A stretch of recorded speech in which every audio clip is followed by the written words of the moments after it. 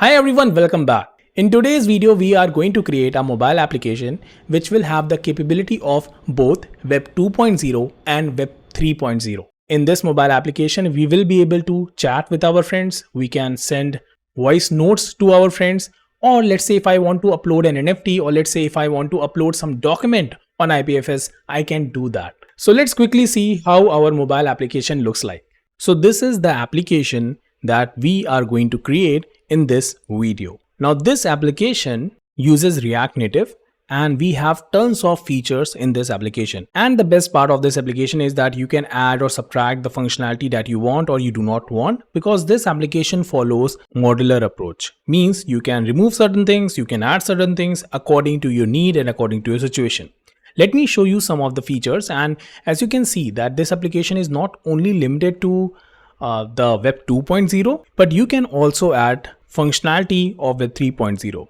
Let's say you want to mint an NFT, you can do that. If you want to buy some coin, you can do that. Or let's say you want to do normal chat, yes, you can do that as well. Like you can see that on my screen, we have this create a new room where I can create a new room and I can start chatting. So let me show you. So I have created this blockchain talks, okay, just for the I was just like exploring this application. And as I said, the beauty of this application is that you can do the features, like you can have the features of both Web 2.0 and Web 3.0. So here you can see that I have just created this chat, and in this chat I can simply mint an NFT or I can send an NFT. Like you can see that I have created this NFT, okay, and this is a cookie, and I have simply sent this NFT to this particular chat, and you can find other things as well. But let me show you one of the interesting thing, that is I like this thing, that is mint items. So I can directly mint an item, and if you are from Web 2 background, then you might not know about this. Like I can simply create an NFT using my mobile application. So I have to simply click on this add file. I have to simply select one image. Okay, I have selected this image, and then I will simply have a name of this file. Let's say voting, or not voting actually, let's say certificate of appreciation, okay, something like this. So now what I can do is I can simply just click on mint items, and it will, you can see that now we have this pop-up that okay, now it is minting it. And if you want to mint another, then definitely you can click on it. Otherwise you have to simply just go to your profile, and now you can see that one of the image is minted here. And you can also see all the transactions. Currently all the transactions that you are seeing here, right, all these transactions are actually happening on Ethora blockchain. Like Ethora have their own blockchain where you are doing all these transactions, and definitely in future if you want to change it, you can do that as well. So you can see that I have this option of delete as well. And not only that, you can see that I have this option of transactions where I can see all the transactions that I have done, right? And I can definitely create some rooms or whatever I want to. Here you can see that I have these number of coins. Now this is for the gamification purpose, so that I can attract more and more users for on my application. I know I'm talking a lot, so now it's time to create this application. So let's see how we can do that. So the steps that we are going to follow in order to create this application is, first of all, we need to install Java 17 or below version, because this application supports Java 17 or the below version. And then we need to install Android Studio. If you already have installed all these things, you can skip these parts. Like you can just go to the timestamp and you can start after these parts. But if you do not have these dependencies, please wait till we install these dependencies, and then we will clone the Ethora repo. And from there, we will run the mobile application, and we will also see how we can make changes to this mobile application, how we can add or subtract certain things from this mobile application. So let's start. Now let us go to Google and type Java download. And from here, I will select this Java downloads Oracle India. And you can see I am downloading Java 17, and I will select JDK 17. Now, if you have already Java downloaded to your system, you do not need to install this. But if you do not have that, then you need to install this with me. So depending on your system, Linux, Mac OS, whatever system you have to select that particular path. Since I am using Windows, I will be selecting Windows, and then I will click on the installer.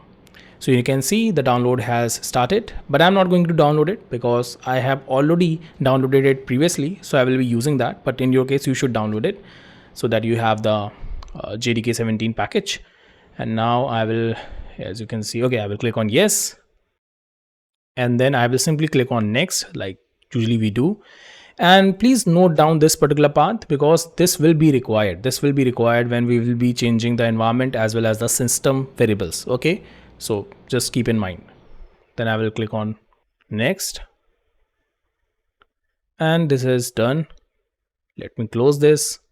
You can see I'm in my C folder as I have shown you on the installation page. Now I will go to program files, Java, JDK 17, and let me increase the size.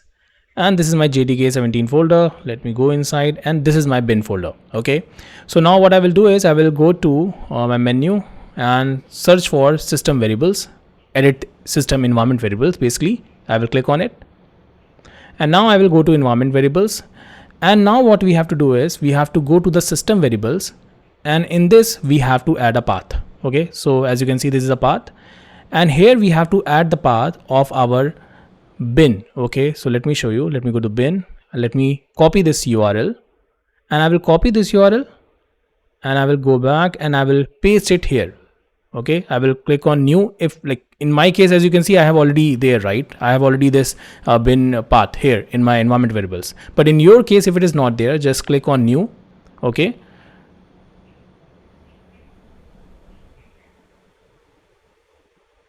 and then paste it here. Okay, but I already have this, I do not need to add it. But in your case, if you do not have this, or in your case if you have it but you have older version or a new version, then you can add this one. Okay, and then once you have done with this, just go to the user environment variables, that is user variables for user, and in this create a new variable. Let me go to new, and here I will create a variable by the name of Java home, and again I will add one more path, but this path will be JDK 17 path, not bin path, but JDK 17 path.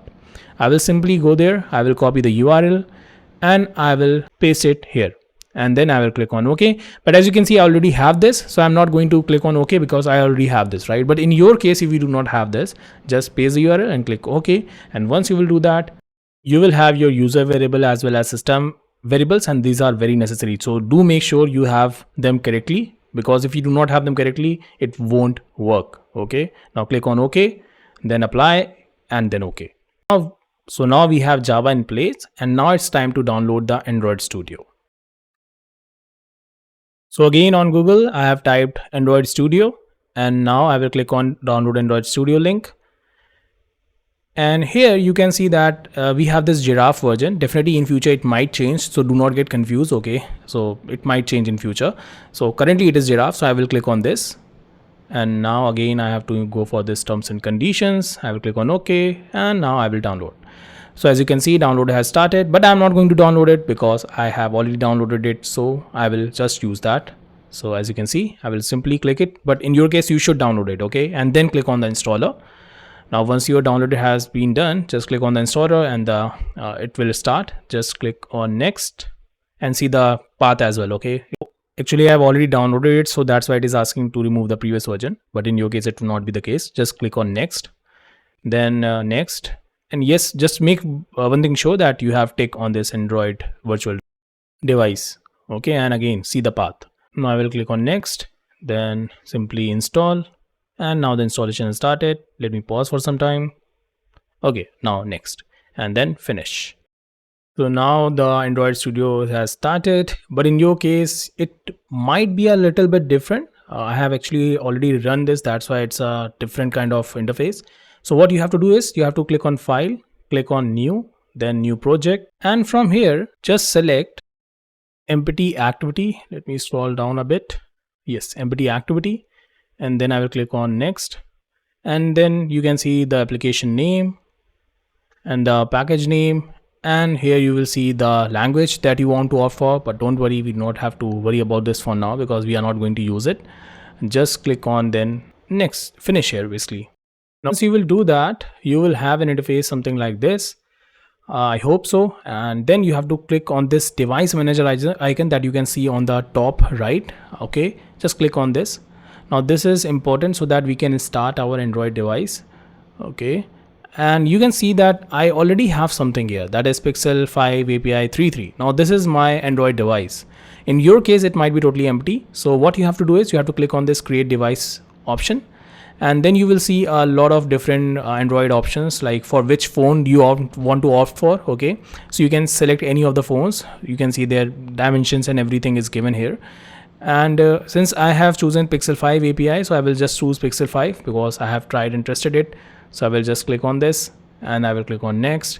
And now here you can see that we have so many different options in order to, so many different options of Android version basically in order to use it. So as you can see, I have already selected on this Masu, and this is Android version 13. So I will be using that, but in your case, if you want to use any other Android version, you can go for that as well. But since I have tried and tested there, so I will be using this only. And then I will click on finish, and that's it. And then you will see that I have the second Android device option as well.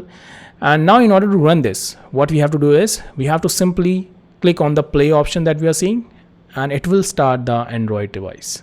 So as you can see, the Android device has started. It will take us some time, and yeah, now you can see that.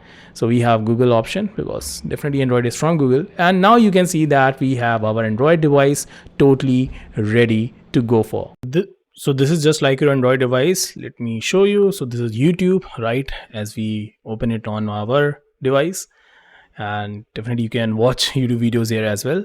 And likewise, you can use any other application. Like if you want to go for Chrome, you can just click on Chrome, and then you can try various options on Google as well. So as I told you, right, this is just like your Android device. The only difference is that this is running virtually on the system, okay? And we will be using it so that we can run our own application. And since now we have both Java as well as Android Studio downloaded to our system, let's go to the documentation of Ethora. So this is the step-by-step guide in order to create our own Ethora application.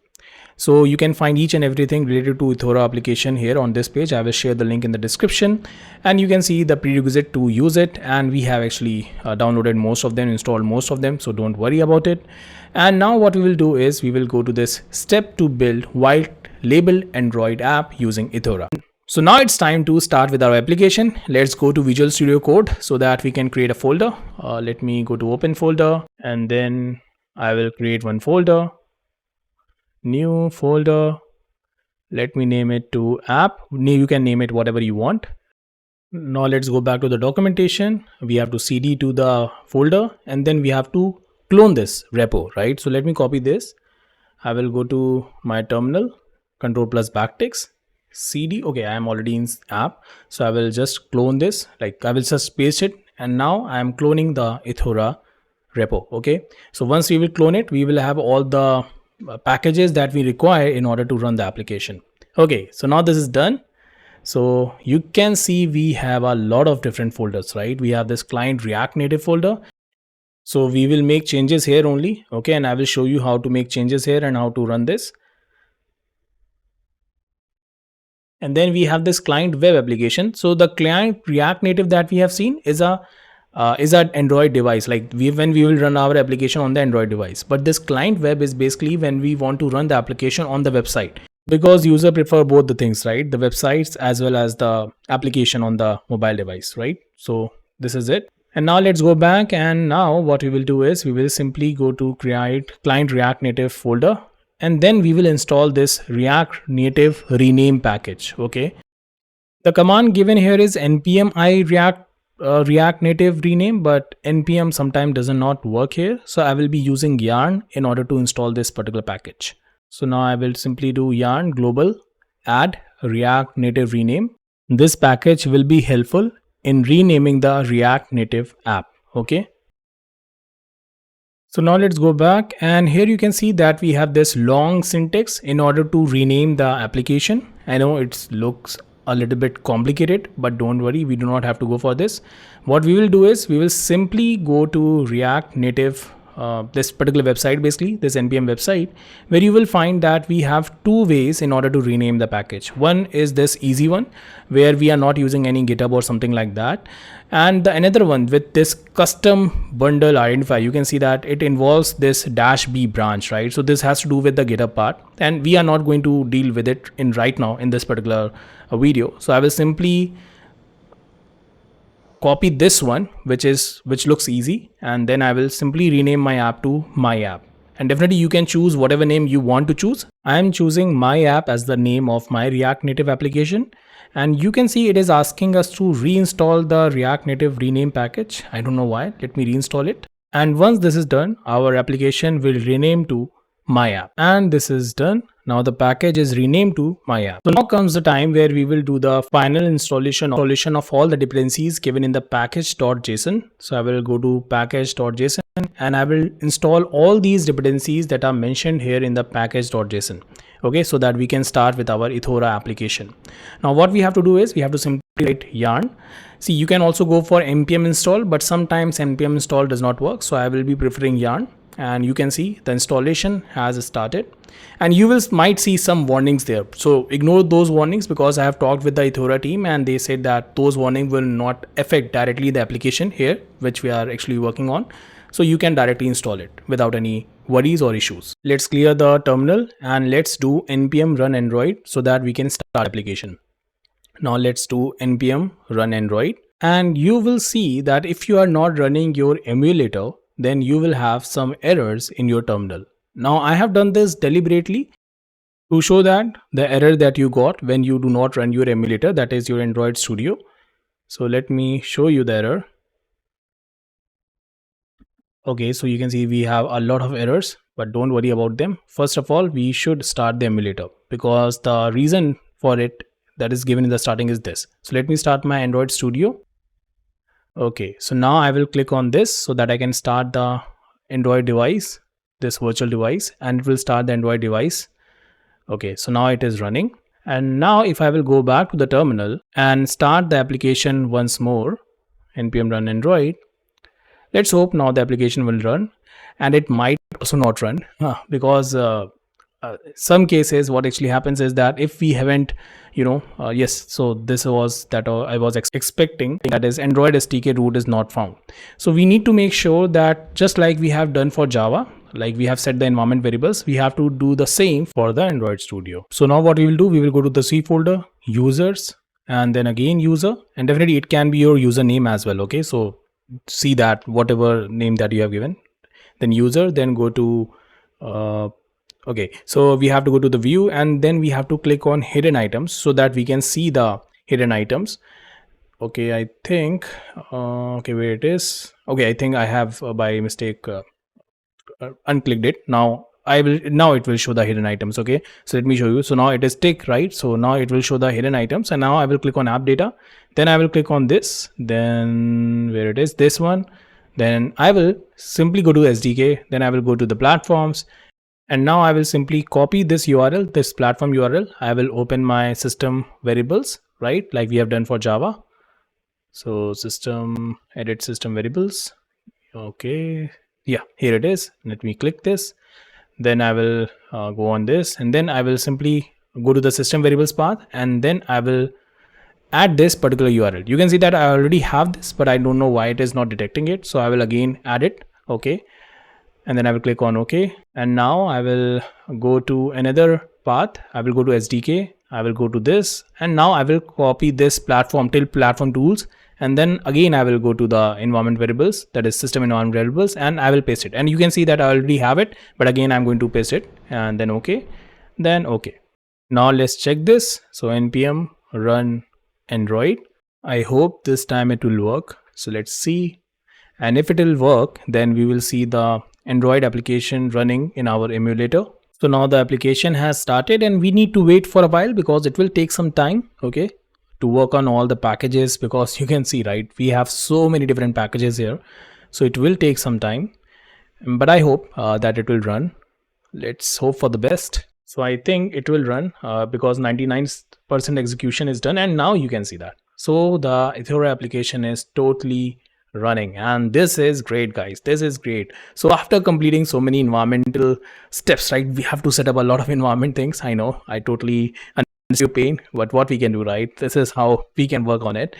So now you can see that we have our application running. Okay, and you can see that we have so many different things running here, right? And you might see a different logo here because I have changed the logo.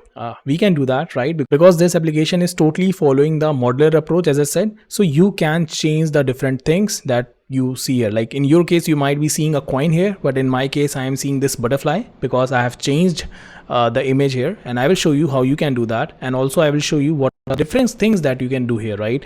You can do a lot of different things here. You can do a lot of experiments here. You can do whatever you want, right? You can add some functionality, you can remove some functionality. Let's say, for example, you are not liking the color of this particular button, right? You can change that. You can directly change it. Let me show you how you can do that.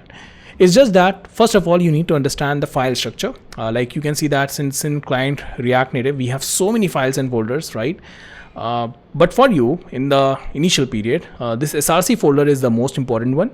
And inside this src folder, this components folder is one of the most important one, because in this folder you will be seeing so many different folders and you will be using them only in order to make some changes to your application. So let's see that. I want to show you this folder by the name of, I think, screen. Yes, so screens. Okay, so you can see that Visual Studio Code is also providing me these hints that I can use it. Okay, accounts, and inside this I will go to upload documents, and in this you will see, let me show you that. If I will show you the button, it is upload button, right? So I will search for this. I will simply do upload, and you will find the upload button here. And let's say you want to change the text color of this upload button, for example. So can you do that? Yes, you can do that. So let's say I want the button, like the text color of this to be, let's say, yellow, for example. So I will simply do color, and I will simply do blue, or not blue actually, let's say yellow. So I will simply save it, and now once I will go to the app, you can see that now we have a different color of text in the button, right? So as I said, right, you can do a lot of different things here. In the same way, you can do a lot of things. Like you can see that we have this on press, on mint click. So I think this is for a modal. Let me check. I'm not sure. I will simply select for on mint function. Okay, so this is something to do with the error part, that okay, if the document URL does not exist, so we will have this error that okay, please load the image. So you can make changes to it as well. And let's say you want to change the image. Let's say you do not want a coin here. Like in your case, you might be seeing a coin. I am seeing a butterfly, but let's say I want a coin, or let's say I want to have some different image. So in order to change the image, you have to simply go to this assets folder. Okay, not this one. I think we need to go to the docs folder actually. So definitely you need to, just have to go to this repo so that you can know where the files are. So you can see that in my coin image path, I have this butterfly.png. That's why you are seeing a butterfly on my screen. But in your case, let's say if you are seeing some coin, you can definitely change it by changing the URL. So let's say I want to see the coin page, like coin image only. So if I will go to the assets, where is the assets? So in this asset, you can see that I have this coin.png. So as this is the same coin image that you are also seeing on your screen. So let's say I want this particular image. So what I will do is I will simply go to config.ts, then I will select instead of butterfly.png, coin.png, and I will save it. And now if I will go back, you can see now we have this coin, right? In the same way, you can not only change the front end part, but you can also change the functionality of this application. Let's say you want to create one button from which you want to do certain things, right? You can do that. You are free to do this. Like it's totally free. Of course, you are not going to charge for anything like that. And let's say if you want to see, let me show you the profile part. So this one is not the profile part, but let's say this is my profile, and in this profile you can see that I have all these items. And not only that, okay, let me show you that each and every file has a transaction attached to it, right? So definitely you can see these transactions as well. You can go to the transaction folder. Okay, so this is the transactions folder. In the transaction list, you will find all these things related to the transactions, and definitely you can remove some certain things if you want to. Definitely, if when you are going to change something, you have to make sure that it is in sync with other app, like in other files as well, right? So you have to make sure of that as well, but you can do that as well. Okay, so with this, I hope you enjoyed the tutorial of this particular Ethora application, and we learned a lot about this, right? Like how we can make changes, how we can do certain stuffs here. And now it's your turn. Make some changes to it and let me know in the comment section that okay, you have made this particular change. So I will be happy to know about it, and I will be happy to share this as well if the change that you have made is good. So I hope you enjoyed today's video, and if you have, let me know in the comment section. Please like to this video and subscribe to this channel, and we will meet soon in the next video. Bye bye.